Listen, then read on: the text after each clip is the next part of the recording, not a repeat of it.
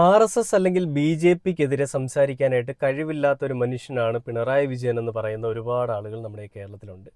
അപ്പോൾ ഇവരൊക്കെ പറയുന്നത് ശരിയാണോ എന്ന് ഞാനും ഇങ്ങനെ ചിന്തിക്കുന്നുണ്ട്. കാരണം നരേന്ദ്രമോദിയെ പറ്റിയോ അല്ല അവരുടെ കൂട്ടത്തിലുള്ള നേതാക്കന്മാരെ പറ്റിയോ ഒന്നും പിണറായി വിജയൻ ഇതുവരെ ഒരക്ഷരം പോലും മിണ്ടിയിട്ടില്ല.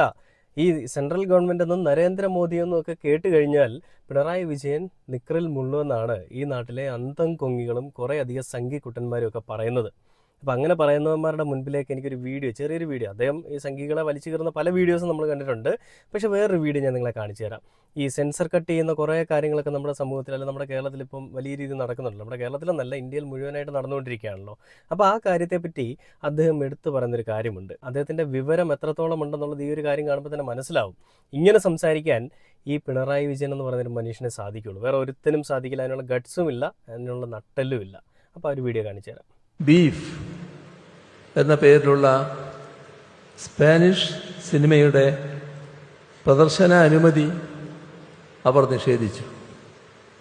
എന്താണ് കാരണം? ബീഫ് എന്നാൽ അവർക്ക് ഒരർത്ഥമേ ഉള്ളൂ.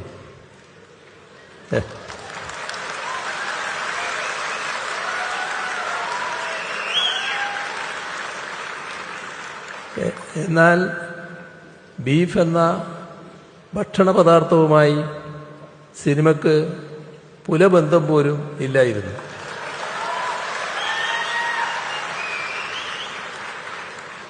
സ്പാനിഷ് ജനപ്രിയ സംഗീതമായ ഹിപ്പ് ഹോപ്പ്, ആ ഹിപ്പ് ഹോപ്പുമായി ബന്ധപ്പെട്ട സിനിമയായിരുന്നു അത്. ഹിപ്പ് ഹോപ്പ് സംഗീത സംസ്കാരത്തിൽ ബീഫ് എന്നാൽ അർത്ഥം പോരാട്ടം, കലഹം എന്നൊക്കെയാണ്. ഇത് തിരിച്ചറിയാതെ ബീഫ് എന്ന് കേട്ടയുടൻ ഇവിടുത്തെ ബീഫാണ് എന്ന് കണക്കാക്കി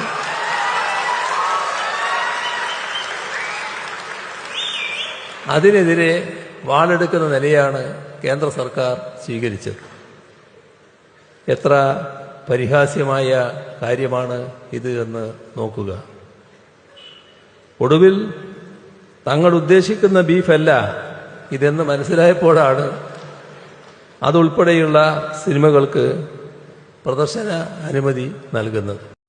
ഇതുപോലെ പറയാനായിട്ട് ഇന്ന് ഈ രാഷ്ട്രീയത്തിലുള്ള ഏതെങ്കിലും ഒരുത്തിന് സാധിക്കുമെങ്കിൽ ഒന്ന് കമൻറ്റ് ബോക്സിൽ ഒന്ന് മെൻഷൻ ചെയ്യും. പറഞ്ഞാൽ മാത്രം പോരാ, അതിൻ്റെ തെളിവുകളൂടി ഒന്ന് ചൂണ്ടിക്കാണിക്കണം. ഈ നട്ടൽ ആരുടെ മുന്നിൽ പണയം വെക്കാത്ത ആണത്തമുള്ളൊരു മനുഷ്യനെന്നൊക്കെ പറയാൻ പറ്റുന്ന ഒരാളിനെയാണ് ഇപ്പം നിങ്ങൾ കണ്ടിരിക്കുന്നത്.